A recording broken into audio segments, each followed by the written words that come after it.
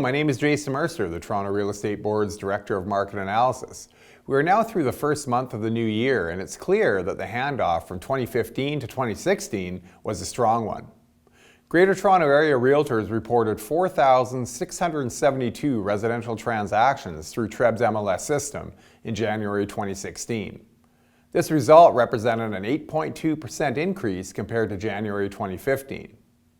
Now, the fact that we saw year-over-year growth in sales is not surprising, given that recent polling conducted for TREB by Ipsos suggested that 12% of GTA households were seriously considering the purchase of a new home in 2016. Buying intentions are strong for this year as households continue to see home ownership as an affordable, long-term investment. Even with the slight uptick in advertised mortgage rates over the last couple of months, would-be homebuyers are still benefiting from borrowing costs that are near record lows. And don't forget, many households are still able to negotiate discounts off advertised rates.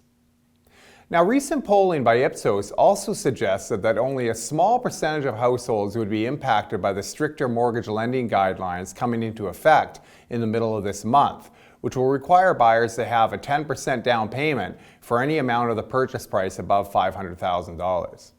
So the bottom line is that the January sales results represent a strong start for what is forecast to be another strong year for homeownership demand in the GTA.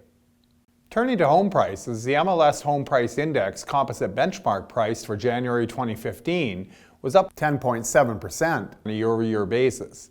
The average selling price over the same period was up by 14.1%.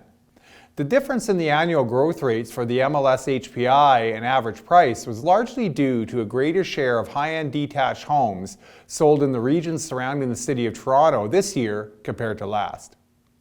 But regardless of which price measure you use, the message remains the same. We continue to see more competition between buyers in the GTA in January compared to the same period last year. So while we saw an annual increase in sales, this year-over-year growth was up against a decline in listings, both in terms of new listings entered into TREB's MLS system throughout January or active listings recorded at the end of the month.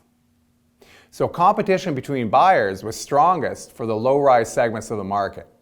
It is within these segments where we have experienced a persistent lack of inventory.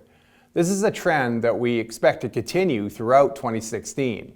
So TREB's forecast is for annual rates of price growth for both the MLS HPI and the average selling price to remain well above the rate of inflation this year.